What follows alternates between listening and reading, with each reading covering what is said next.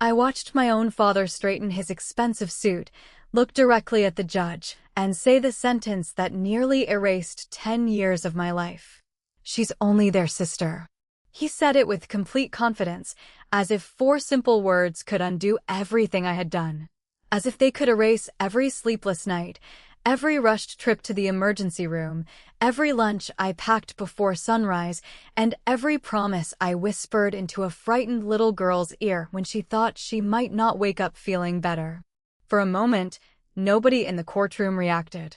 Pens continued scratching across paper. Someone coughed near the back row. The ceiling fan hummed softly overhead. It felt strangely ordinary. I remember thinking that the biggest moments in life rarely announce themselves. Sometimes they arrive dressed as ordinary sentences spoken by ordinary people who have no idea they're about to destroy their own story. I didn't argue. I didn't interrupt. I didn't even look at my father. Instead, I folded my hands together on the table exactly the way my attorney had told me to before we walked inside. Let them talk, she had said that morning while organizing thick folders into neat stacks. People who depend on appearances usually keep talking until they accidentally uncover the truth. At the time, I wasn't sure I believed her. Now, sitting across from the people who shared my last name, I finally understood what she meant. My father continued speaking. She's become emotionally attached, he told the judge. But emotional attachment doesn't make someone a parent. She has no legal authority. She has no parental rights. She is simply an older sister who refuses to accept boundaries. He sounded calm, practiced. Every sentence had clearly been rehearsed. If someone had walked into the courtroom without knowing us, they probably would have believed every word. After all, my parents looked exactly like responsible parents should. They were successful, well-dressed, respected in the community. They smiled at neighbors, donated to charities, posted family photographs online every holiday with captions about love, gratitude, and togetherness. They had built a beautiful picture. The problem was that pictures only capture moments. They don't show who wakes up at 2 in the morning when a child is crying. They don't show who remembers prescription refill dates. They don't show who learns the names of every teacher, every nurse, every specialist, and every pharmacist, because forgetting even one detail could change someone's life. Pictures never tell that part. The judge listened quietly. Then his eyes shifted toward me. Would you like to respond? Every person in the room looked in my direction. It would have been easy. I could have listed everything I had sacrificed. I could have explained how many birthdays I spent helping with homework instead of celebrating with friends. I could have described the years that disappeared while I learned how to care for children who weren't technically mine. I could have reminded everyone that love isn't measured by biology. But none of that would have mattered. People rarely change their minds because someone argues louder. They change when the evidence leaves them no other choice. I cleared my throat. No, Your Honor. Just 3 words. Nothing more. Across the room, I noticed my father relax ever so slightly. He mistook my silence for surrender. He wasn't the first person to make that mistake. He wouldn't be the last. My attorney didn't seem concerned. She simply reached into her briefcase and rested one hand on the first binder. It wasn't flashy. Just an ordinary blue binder with worn corners. There were 8 more sitting beside it. My father noticed them too. His smile faded for only a second before returning. He probably assumed they contained legal paperwork. He had no idea those binders held nearly a decade of ordinary days. Receipts, appointment logs, school emails, medication schedules, emergency contact forms, attendance records, handwritten notes. Small pieces of paper that, by themselves, meant almost nothing. Together, they told the story nobody else wanted to tell. The judge looked toward my attorney. I understand documentation has been submitted? Yes, Your Honor. How extensive is it? She glanced at me before answering. It begins when the youngest child was diagnosed and continues without interruption for several years. The courtroom became quieter. Even my father shifted in his chair. For the first time that morning, uncertainty crossed his face. He wasn't worried about what I might say. He was beginning to worry about what the documents might say. That was a very different problem. I lowered my eyes to the table. The smooth wooden surface reflected faint patches of sunlight coming through the courtroom windows. My hands were steady. That surprised even me. Maybe because this wasn't really the day my family tried to erase me. They had been trying for years. This was simply the first day they tried to do it in front of witnesses. As I waited for the hearing to continue, my thoughts drifted backward. Back to mornings that started before daylight. Back to alarm clocks set for someone else's medication schedule. Back to permission slips, forgotten backpacks, and doctors' waiting rooms that slowly became more familiar than my own living room. Nobody wakes up one morning expecting to raise their younger siblings. It happens one small responsibility at a time. One favor becomes one routine. One routine becomes 1 year. Then one day you realize the children run toward you whenever they're scared, and you can't remember exactly when that started. I never planned to become the person everyone depended on. I simply kept saying yes whenever someone needed me. At first, I thought my parents were just busy. Then I thought things would settle down. Eventually, I stopped waiting. Because children don't get to postpone growing up while adults figure out their priorities. Someone has to show up every day. Someone has to remember. Someone has to stay. Looking back now, I realize I should have understood what those years were becoming. Without realizing it, I had been collecting something far more valuable than memories. I had been collecting proof. And before anyone in that courtroom understood who had really raised my little sister, the first binder was about to be opened. The first time my little sister called me Mom by accident. She covered her mouth so quickly that I almost pretended I hadn't heard it. "I'm sorry," she whispered, her face turning red. I smiled, brushed a loose strand of hair behind her ear, and shook my head. "You don't have to apologize." She nodded without saying anything else, but I could see the confusion in her eyes. She wasn't trying to replace anyone. She was only giving a name to the person who was always there. Looking back now, I don't blame her. Children don't measure family by titles. They measure it by presence. The courtroom was still waiting for the first binder to be opened, but my mind drifted years into the past, back to a time when nobody questioned who was taking care of my younger siblings because nobody else was paying enough attention to notice. It hadn't happened all at once. There wasn't one dramatic conversation where my parents handed me responsibility. Instead, it happened the way storms slowly gather over the horizon. One afternoon, my mother asked if I could pick my brother up from school because she had an important meeting. The next week, my father needed someone to stay home while he traveled for work. A few days later, dinner became my responsibility because everyone else's schedules were too busy. Each request sounded temporary. Each favor came with the promise that things would slow down soon. They never did. Months quietly became years. Before I realized it, my mornings no longer started with thoughts about school or friends. They started with alarms. Not one alarm. 3. The first reminded me to wake up. The second reminded me to prepare breakfast before everyone else got out of bed. The third reminded me which backpack needed which homework folder because someone always forgot something. Every morning followed almost the same routine. I made breakfast, checked lunches, signed permission slips, made sure shoes matched, looked for missing jackets, double-checked homework. Then I rushed everyone into the car before the school bell rang.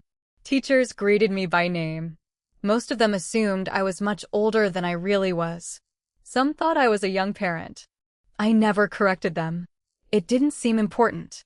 What mattered was making sure my brother reached class with his science project intact and my little sister remembered her inhaler whenever she needed it. When school ended, the routine simply started again. Homework came first. Dinner came next. Baths, laundry, bedtime stories. Then dishes after everyone else was asleep. Only after the house became quiet did I finally begin my own homework. Some nights I finished just before sunrise. Some nights I didn't finish at all.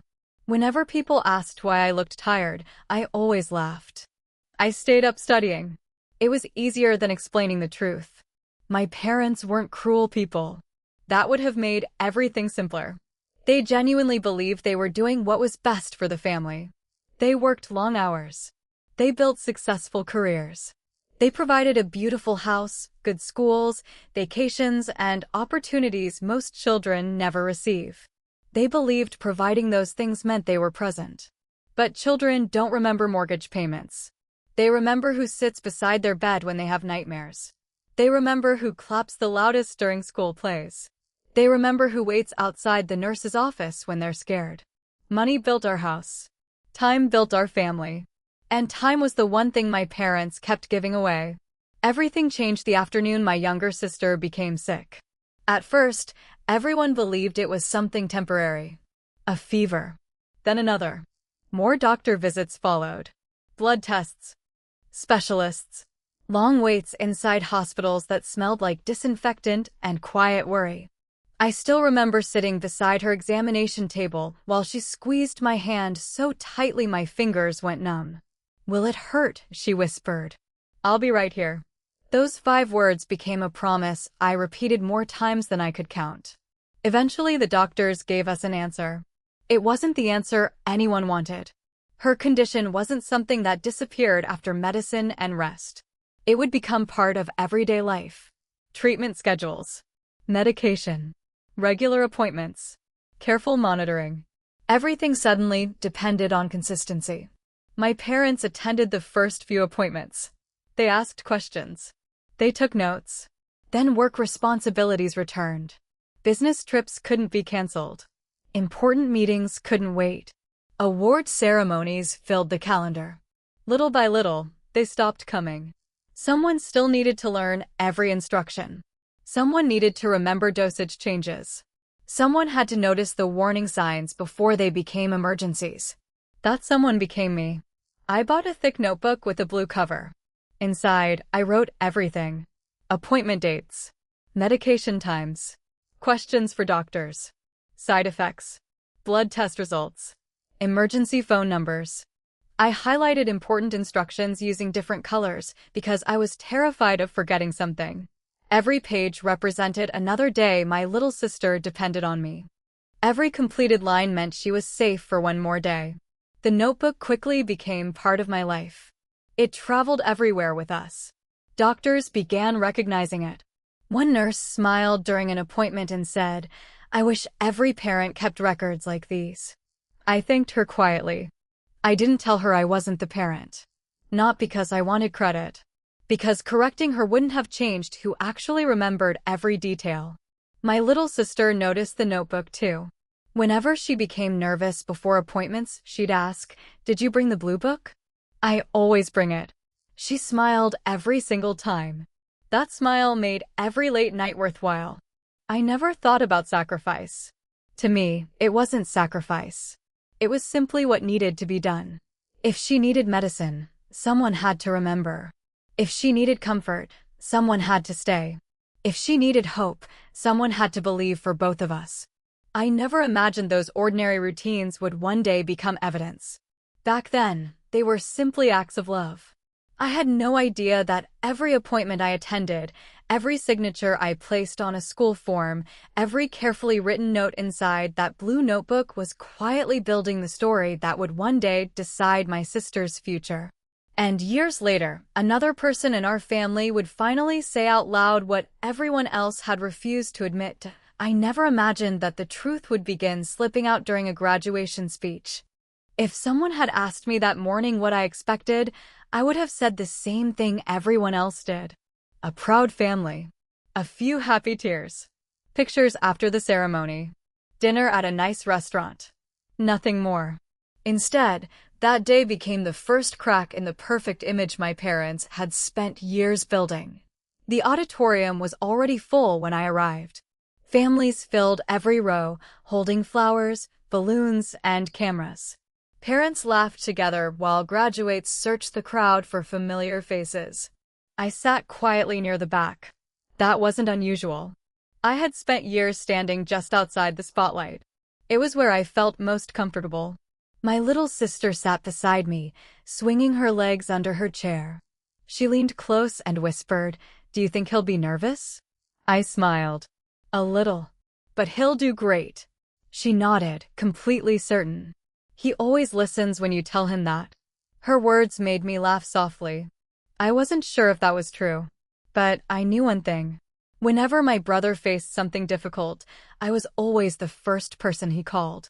Not because I had all the answers, because I always answered. The ceremony began with the usual speeches.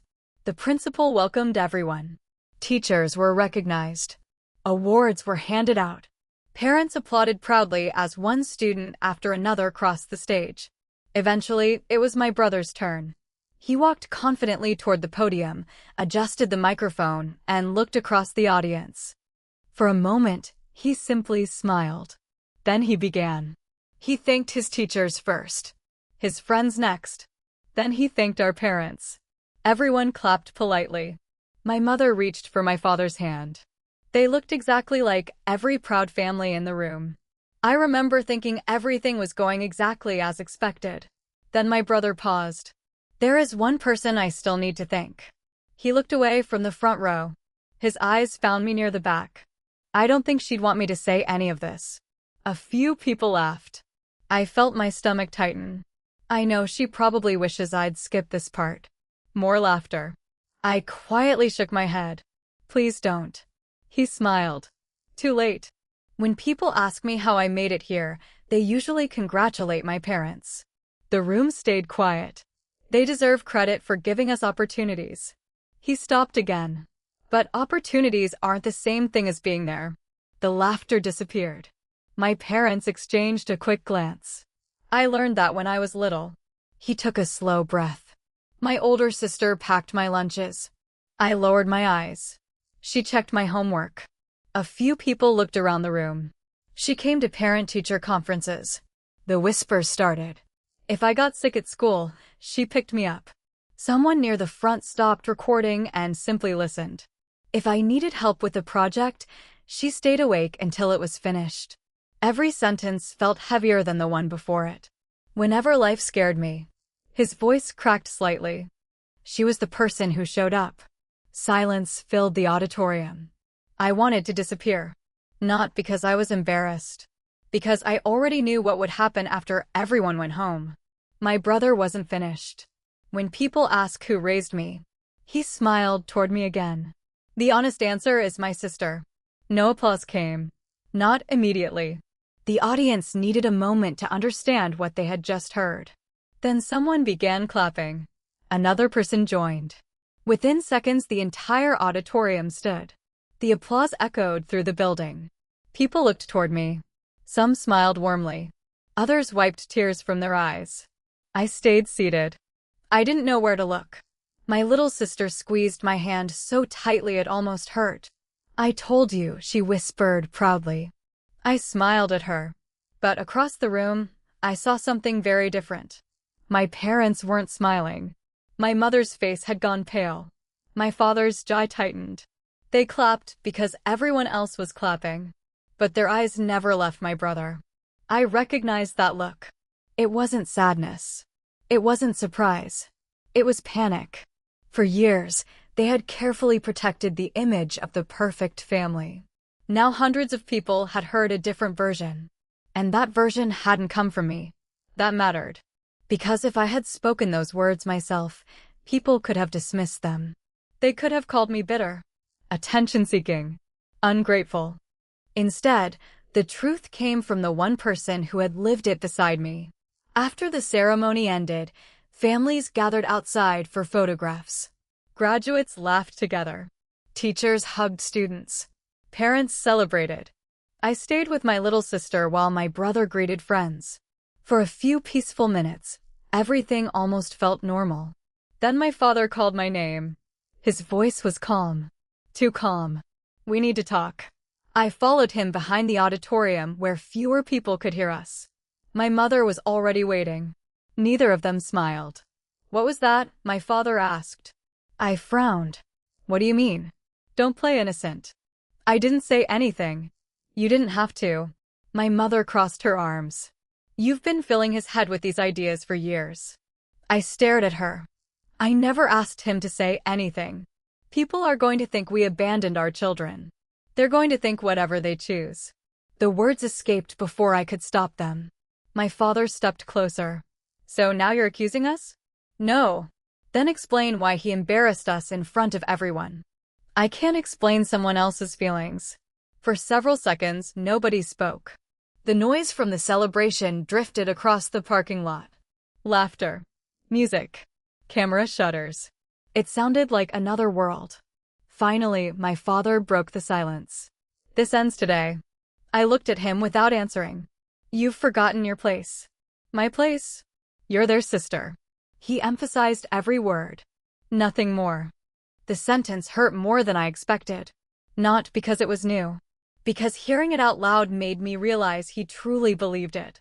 As if every school meeting, every hospital visit, every sleepless night could simply disappear because of a title. I wanted to argue. I wanted to remind him of everything he had missed. Instead, I stayed quiet. Sometimes silence protects dignity better than anger ever could. He mistook my silence for agreement. You'll stop interfering in this family. I've never interfered. You'll stay away from the children unless we say otherwise. Before I could answer, my little sister came running toward us. She reached for my hand without hesitation. She didn't ask permission. She didn't even think about it. She simply chose the person who had always made her feel safe. My father noticed. So did my mother. Neither of them said another word. But I saw the decision forming behind my father's eyes. The graduation speech hadn't ended the conflict. It had only given him a new reason to fight. And, before another week passed, he would make a threat that would change all of our lives forever. They thought pushing me out would solve everything. For a little while, it almost looked like they were right. The days after my brother's graduation speech were painfully quiet. No phone calls. No messages asking if I could pick someone up from school. No late-night questions about homework. No reminders about doctor appointments. The silence felt unnatural. For years, my life had moved according to my siblings' schedules. Every hour had belonged to someone else. Then, almost overnight, every calendar notification stopped. At first, I kept checking my phone anyway. Old habits don't disappear just because someone tells them to. Every afternoon around 3 o'clock, I would glance at the screen, expecting my little sister's name to appear. Sometimes she called just to ask what she should eat after school. Sometimes she wanted help with math. Sometimes she didn't need anything at all. She simply wanted to hear a familiar voice. Now there was nothing. A week after the graduation ceremony, an envelope arrived at my apartment. I recognized my father's handwriting immediately. Inside was a single sheet of paper. The message was short. It stated that I was no longer welcome to make decisions regarding my younger siblings. Any communication would go through my parents. They expected me to respect their boundaries and stop interfering with their family. Their family. I read those words 3 times. Not because I didn't understand them. Because I couldn't believe they had written them. For years, I had been part of every emergency, every celebration, every ordinary Tuesday that nobody else noticed. Now they wanted history rewritten with one letter. I folded the paper carefully and placed it inside a drawer. I didn't tear it up. Something told me I might need it one day. My attorney called that evening. I assume you've received something. Yes.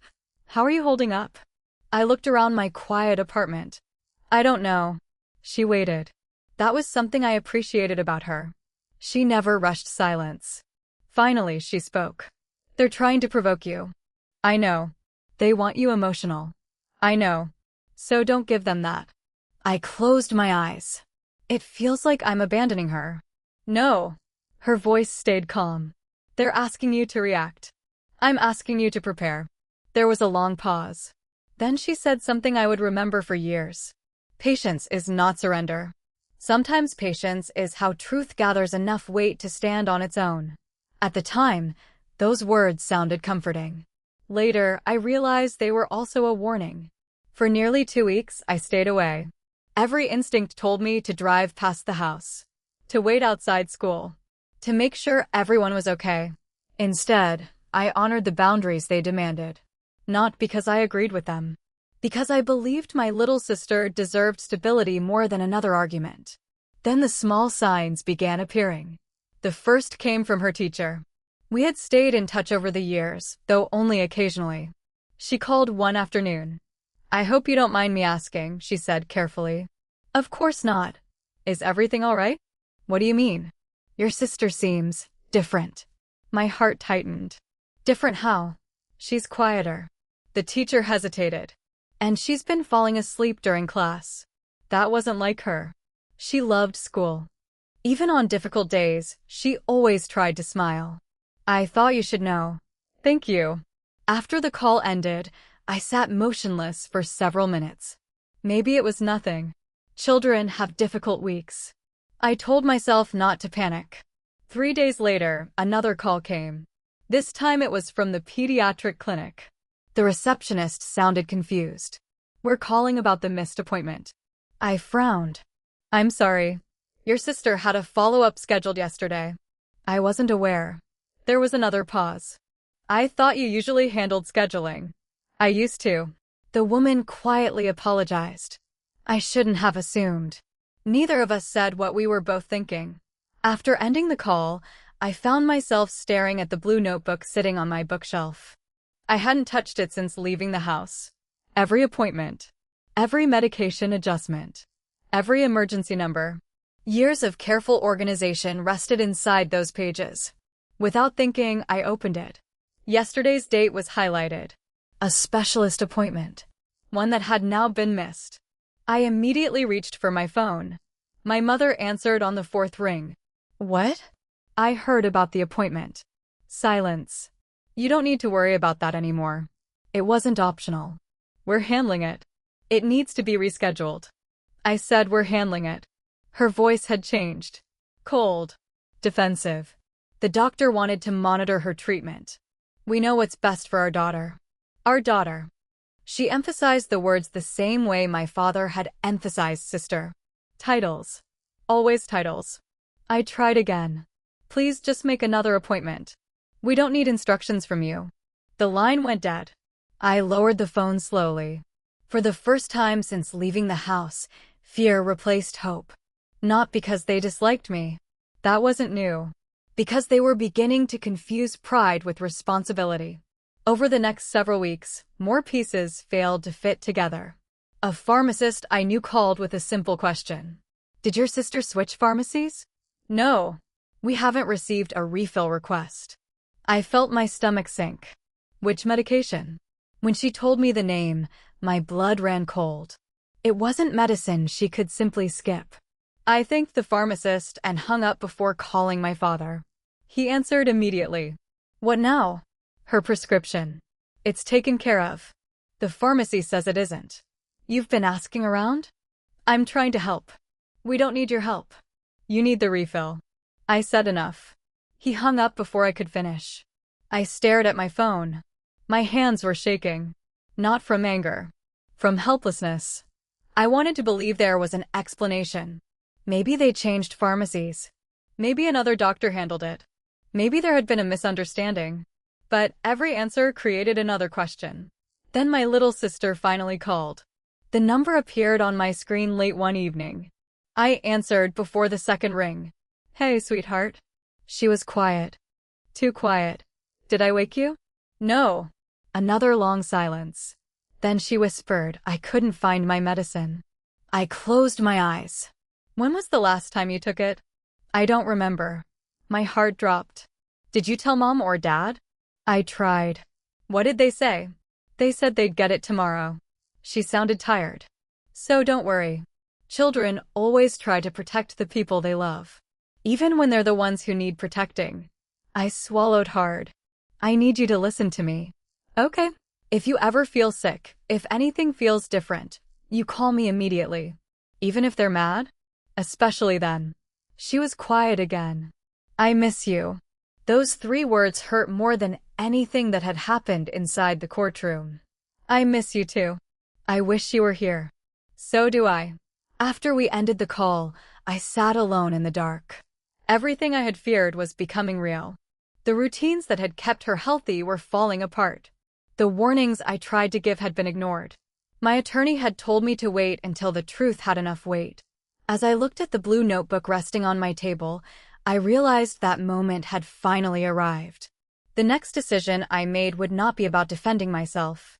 It would be about saving the little girl who had trusted me to always show up. I didn't report my parents because I wanted revenge. I reported them because I ran out of reasons to believe my little sister was safe. That truth stayed with me the entire morning as I sat inside my attorney's office. The blue notebook rested on the table between us, surrounded by thick binders that had slowly grown over the years. She opened the first binder carefully. "I want you to understand something before we begin." I nodded. "This case isn't about proving your parents are bad people." She looked directly at me. "It's about proving who consistently showed up." Those words settled something inside me. For weeks, I had been fighting guilt. Every phone call I made, every concern I raised, every sleepless night left me wondering if I was tearing my family apart. But families don't fall apart because someone tells the truth. They fall apart because the truth has been ignored for too long. My attorney opened the first folder. "What is this?" "School attendance records." "And these?" "Parent conference notes." She continued flipping through pages. "Medical appointment logs. Prescription refill history. Emergency room discharge papers." Every document represented an ordinary day that had seemed unimportant when I lived through it. Now they looked different. Now they looked like evidence. "You kept everything," she said quietly. "I thought I was just staying organized." She smiled faintly. "You were documenting a life." For the first time, I realized she wasn't impressed by the number of papers. She was impressed by the consistency. There were no gaps, no missing months, no forgotten years. Every season of my little sister's childhood had been carefully recorded. The notebook I carried to every doctor's appointment sat beside the binders. Its blue cover had faded from years of use. Corners were bent. Several pages had loose edges where I had flipped through them too many times. It wasn't beautiful. It was loved. I gently placed my hand across it. "I almost threw this away after I moved out." My attorney looked surprised. "What stopped you?" "I couldn't." I smiled sadly. It felt like throwing away part of her childhood. She nodded slowly. "Instead, it may have saved her future." Over the next several days, we organized everything into timelines. Every medical visit matched school absences. Every prescription refill matched treatment plans. Every email from teachers connected to notes from doctors. Piece after piece fit together like a puzzle I never intended to build. Then my attorney asked me something unexpected. "Who else saw you doing all of this?" I frowned. "I don't know." "Think carefully." At first, I believed the answer was nobody. I had never done these things for recognition. Then faces slowly came back to me. Mrs. Alvarez, my little sister's third-grade teacher. The school nurse who always called my phone first. The receptionist at the pediatric clinic. Our longtime pharmacist. A soccer coach. The neighbor who often watched me carry sleeping children inside after long hospital visits. Without realizing it, dozens of people had quietly witnessed the same story. None of them had seen everything, but together, they had seen enough. One by one, they agreed to provide statements. Some even volunteered before we asked. Mrs. Alvarez's words stayed with me the longest. "I met many parents over the years," she wrote. "But when I picture who consistently cared for that child, I picture her sister." I had to stop reading for a moment. Not because I was emotional, because someone had finally noticed. The school nurse remembered every phone call. If there was an emergency, she explained, she always arrived first. The pharmacist submitted refill records showing whose name appeared every month. The pediatric specialist provided appointment histories covering several years. Every statement repeated the same quiet pattern. Different people, different places, different years. The same answer. She showed up. Meanwhile, my parents prepared their own case. Their attorney focused on things nobody could deny. They owned a large home. They had stable careers.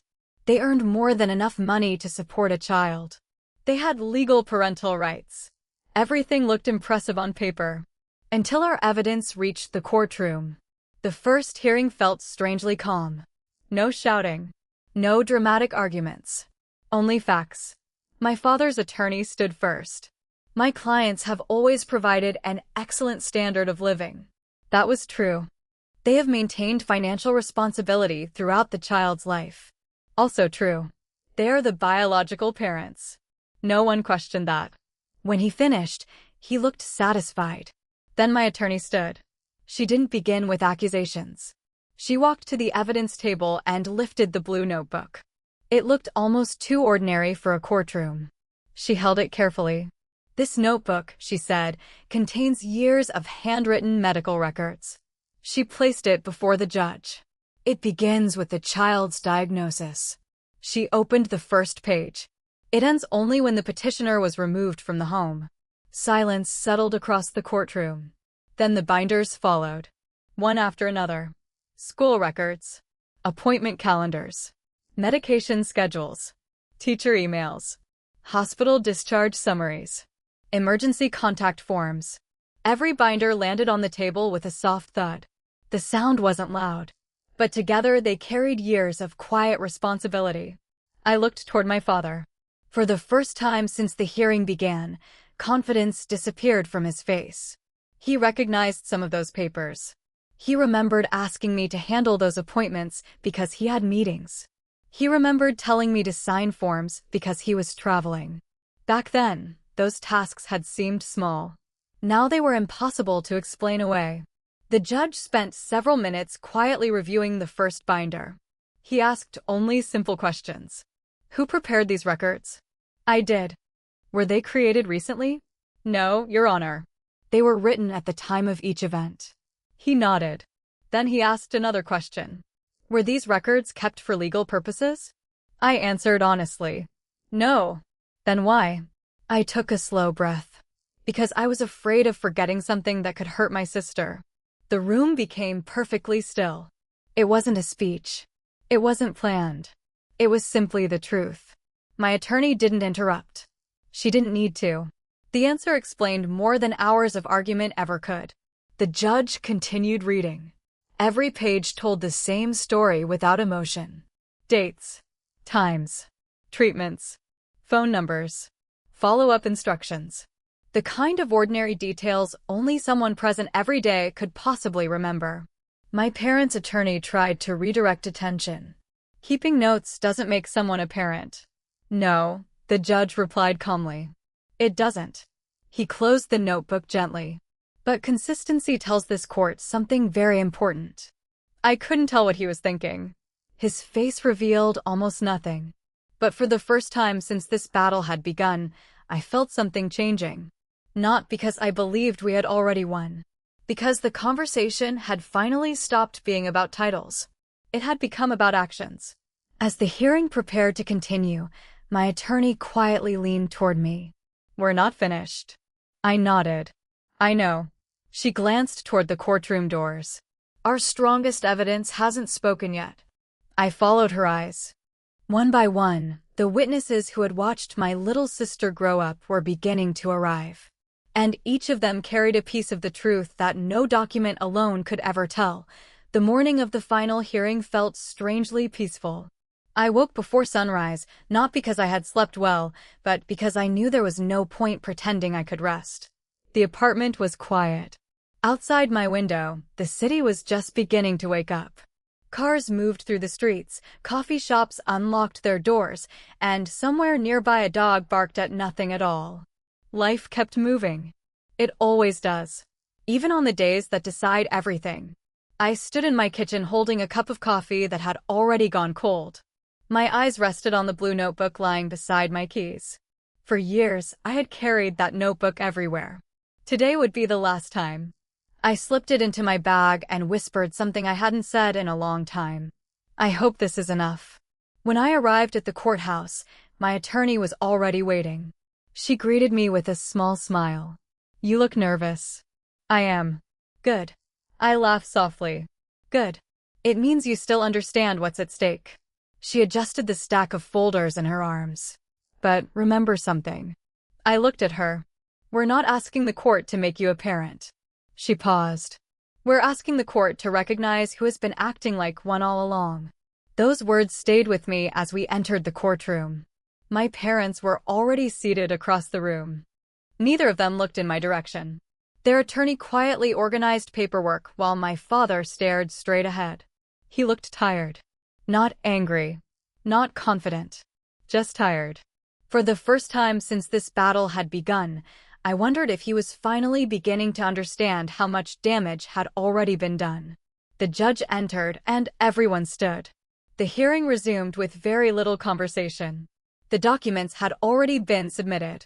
The records had already been reviewed. Now it was time for something paper could never fully capture. People. The first witness was Mrs. Alvarez. She had taught my little sister in 3rd grade. She walked slowly to the witness stand, adjusted her glasses, and promised to tell the truth. My attorney smiled politely. How long have you been teaching? 27 years. In those years, have you worked with many families? Hundreds. Do you remember this family? Mrs. Alvarez nodded without hesitation. I do. What do you remember? She didn't rush her answer. I remember who always arrived. The courtroom became quiet. She continued. When conferences were scheduled, she came. She looked toward me briefly. When homework became difficult, she responded to emails. Another pause. When the child was sick, she was the one who called. My attorney asked another question. Who are you referring to? The older sister. My father's attorney stood. Isn't it possible the parents were simply busy? Mrs. Alvarez nodded. Of course. So attendance at school meetings doesn't determine who the parent is. No. She smiled kindly. But consistency tells you who the child depends on. No one spoke for several seconds. The judge quietly wrote something in his notes. The next witness was the school nurse. She recognized me immediately. You look healthier, she said softly before taking the stand. I smiled. So do you. A few people in the courtroom laughed gently. The tension eased for only a moment. My attorney began. When medical emergencies occurred at school, who usually responded? You. She answered without hesitation. How often? Almost every time. What happened if we couldn't reach the parents? She folded her hands together. We usually called you first. My father's attorney interrupted. Because she volunteered. The nurse turned toward him. No, she answered calmly. Because she always answered. That sentence echoed through the courtroom. Because she always answered. Simple words. Ordinary words. Yet somehow they described my entire life. The witnesses continued. Our longtime pharmacist explained how often I collected prescriptions and asked detailed questions about dosage changes. A pediatric specialist described appointment after appointment where I took notes while asking careful questions about treatments. A soccer coach smiled as he remembered seeing me arrive directly from the hospital just so my brother wouldn't think nobody came to watch him play. Each person remembered something different. But every memory pointed toward the same truth. I was there. Not once. Not occasionally. Every single day. Then the final witness entered. My younger brother. The same brother whose graduation speech had started everything. He looked nervous walking toward the witness stand. I gave him a small smile. He returned one before facing the judge. My attorney asked the first question. Can you tell the court who raised you? He took a deep breath. I've been asked that question a lot lately. The courtroom waited. My parents gave us a home. He looked toward them. And I'll always be grateful for that. My mother lowered her eyes. But when I think about who helped me become the person I am. He turned toward me. I think about my sister. His voice stayed steady. She woke us up. She made breakfast. She helped with homework. She stayed at hospitals. When I failed, she encouraged me. When I succeeded, she celebrated. He smiled sadly. I honestly thought every family worked that way. He paused. I didn't realize until I got older that most older sisters don't spend their teenage years raising children. Silence filled the room. Nobody moved. Nobody whispered. Even my father's attorney remained seated. The judge looked toward my brother. If your sister had not been there. He didn't let the question finish. I don't know what would have happened. His answer wasn't dramatic. It didn't need to be. Sometimes the simplest truth carries the greatest weight. The judge thanked him. As my brother stepped down, he quietly walked past my chair. For just a second, he rested his hand on my shoulder. He didn't speak. Neither did I. We didn't need words. The courtroom had already heard everything that mattered. After the final witness, both attorneys delivered their closing statements. My father's attorney spoke about legal rights, family authority, biological responsibility. He reminded the court that parents should not lose their children because someone else had been helpful. Then my attorney stood. She didn't raise her voice. She didn't attack anyone. She simply walked to the evidence table and rested one hand on the blue notebook. This case is not asking the court to reward sacrifice. She looked toward the judge. It is asking the court to protect a child. She slowly opened the notebook. The evidence shows one clear pattern. She turned a page. When appointments were needed, another page. She came. Another. When medication changed, another. She learned. Another. When fear appeared, she gently closed the notebook. She stayed. The courtroom became perfectly still. No one could argue with years of ordinary moments. The judge removed his glasses and looked around the room before speaking. This court has reviewed every document. He glanced toward the witnesses who had already testified. And every statement. He folded his hands together. There is one fact that has become impossible to ignore. My heart began beating faster. He looked directly at me. The person who consistently fulfilled the responsibilities of a parent was not simply identified by title. He paused. She was identified by her actions. I closed my eyes for a brief moment. Not because everything was over. Because after years of being invisible, someone with the authority to change my little sister's future had finally seen what everyone else had overlooked. And a few moments later, he would make the decision that would change all of our lives forever. The judge's words settled over the courtroom like a silence nobody wanted to disturb. The court grants legal guardianship to the petitioner. For a moment, I wasn't sure I had heard him correctly. The room blurred. My hands remained folded on the table exactly where they had been for hours, but suddenly I couldn't feel them anymore. I had imagined this moment so many times. Sometimes I pictured relief. Sometimes I imagined crying. Sometimes I expected to feel victorious. Instead, I felt something much quieter. I felt safe. Not for myself. For my little sister. That was all I had wanted from the beginning. The judge continued explaining the legal details, outlining the responsibilities that now officially belonged to me. His voice remained calm and professional, but I barely heard most of it.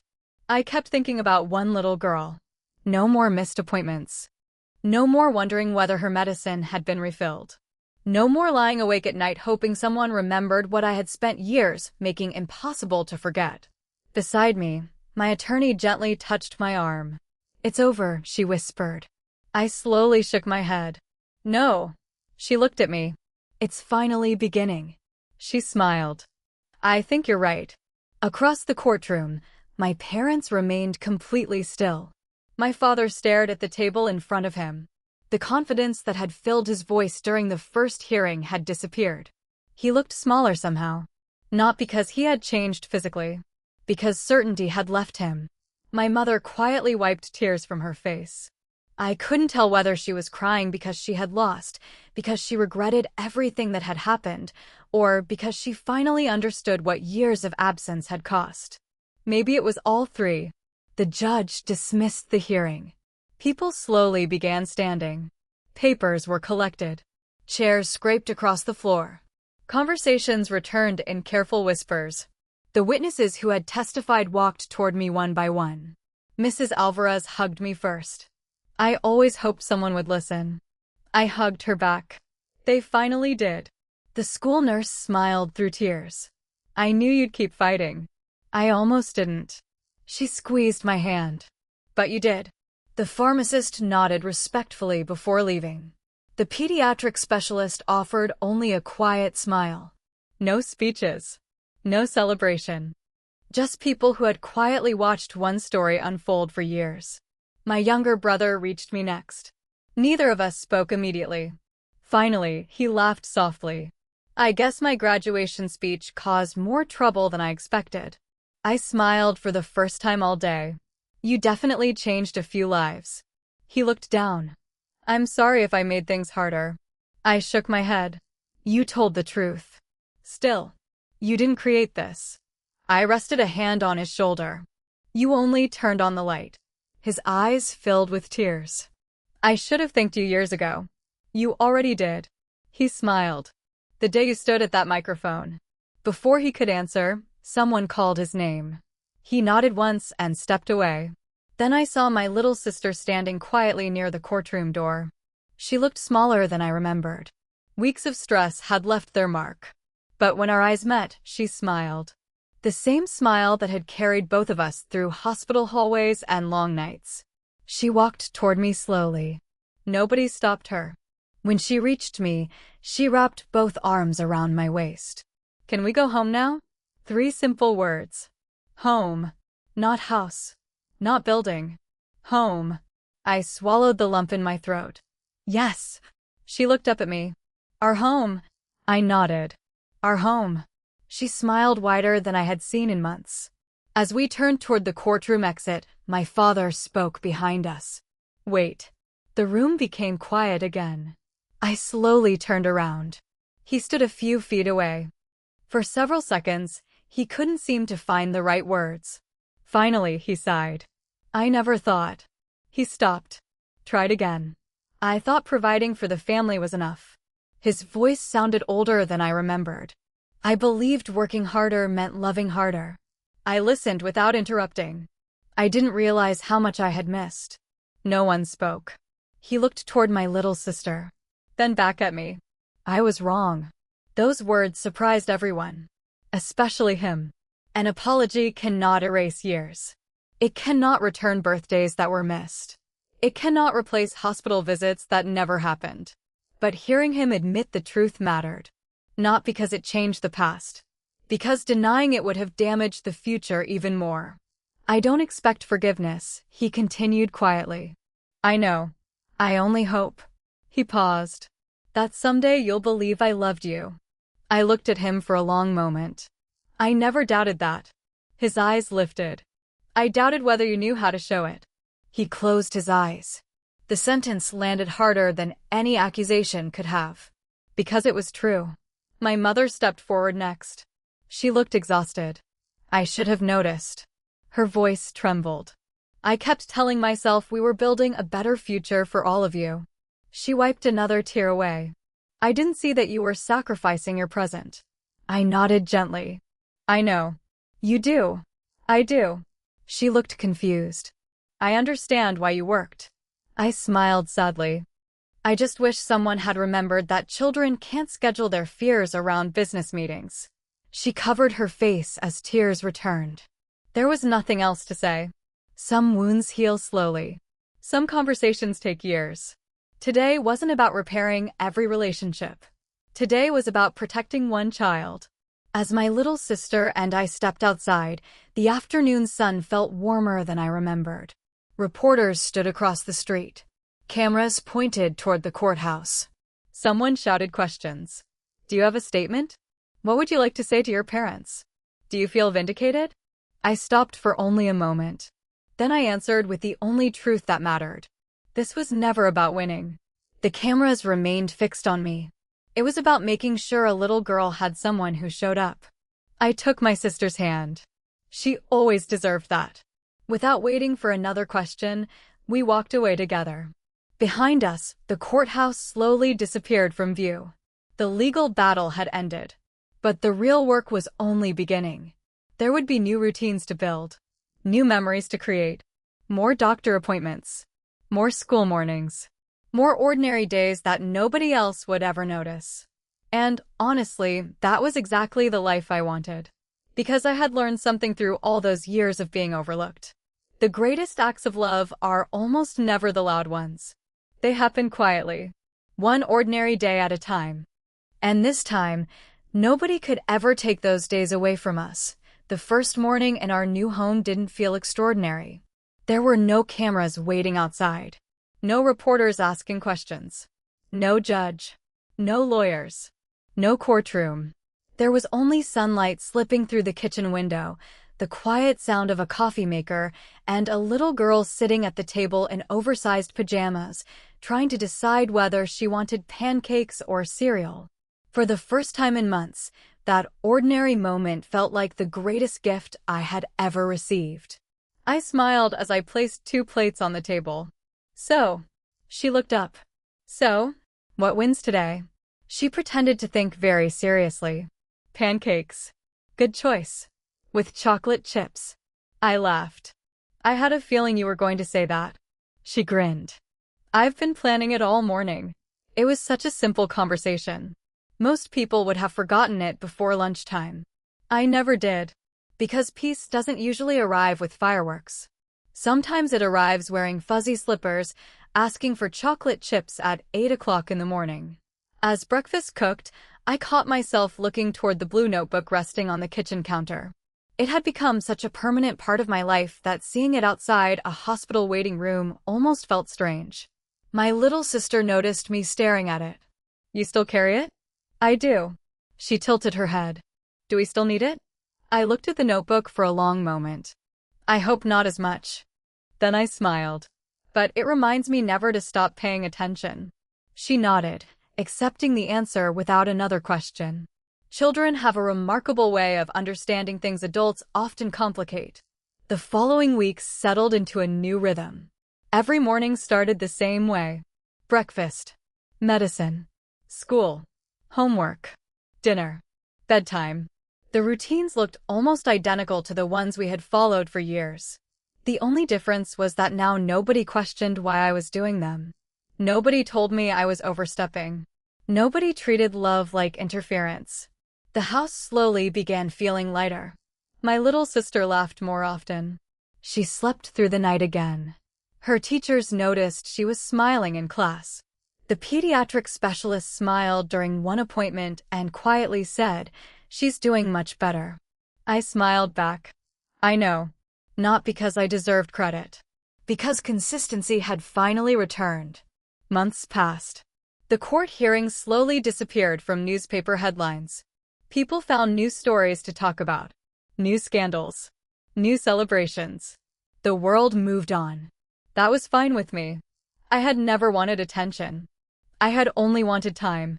One Saturday afternoon, my younger brother stopped by carrying a cardboard box. I found these while cleaning my room. Inside were old school projects, drawings, report cards, family photographs. One picture caught my attention immediately. It showed my brother on his first day of elementary school. He was smiling proudly while holding a backpack almost bigger than he was. Standing beside him was me. My hair was messy.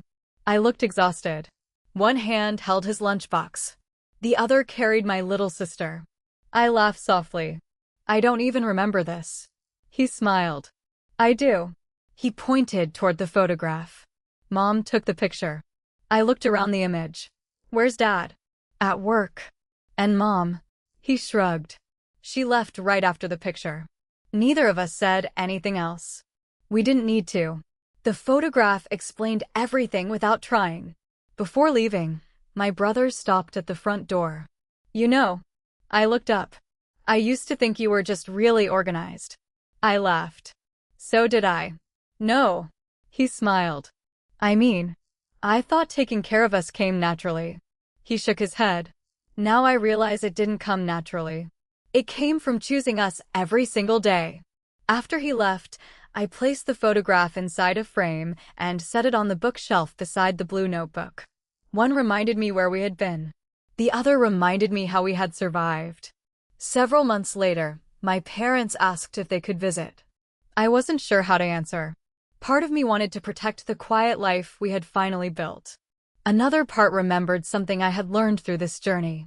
Healing doesn't always begin with forgiveness. Sometimes it begins with listening. They arrived on a Sunday afternoon. Neither of them looked the way I remembered.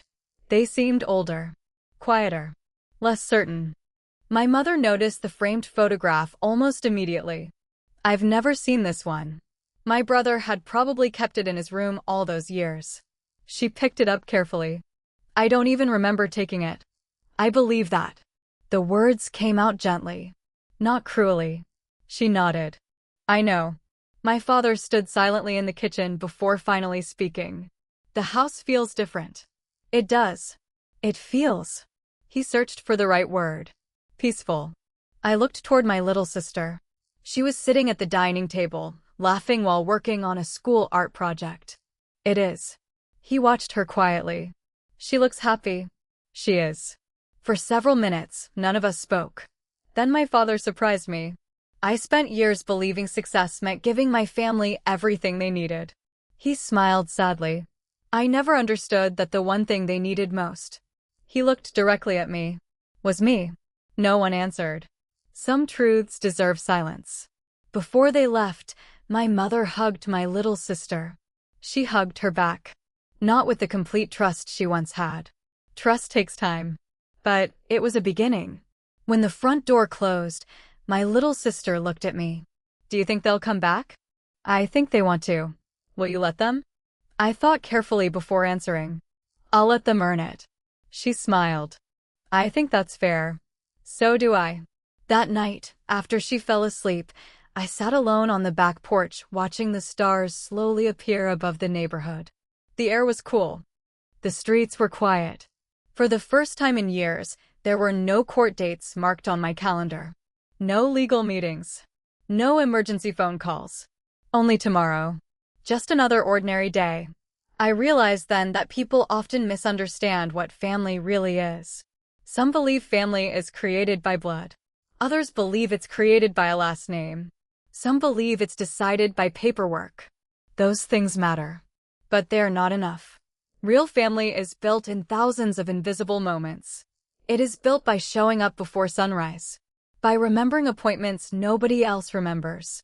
By holding someone's hand during frightening nights. By keeping promises long after they become inconvenient. Love is rarely loud. It usually whispers. It folds laundry. It packs lunches. It waits beside hospital beds. It stays. Looking back now, I don't remember the courtroom as clearly as I once did. The arguments faded. The headlines disappeared. Even the victory itself became only one chapter in a much larger story. What stayed with me were the ordinary days. The mornings. The laughter. The healing. The chance to watch my little sister grow into someone who finally believed she was safe. In the end, the court didn't teach me what family meant. It simply confirmed what I had already learned years earlier. A title can introduce you to a child. Money can provide for a child. A house can shelter a child. But only consistent love can truly raise one. If you've ever had someone who proved their love through quiet actions instead of loud words, I'd love to hear your story in the comments. Sometimes the people who shape our lives the most are never the ones who receive the credit. And if stories like this remind you that kindness, loyalty, and quiet strength still matter, don't forget to subscribe. There are many more stories waiting to be shared.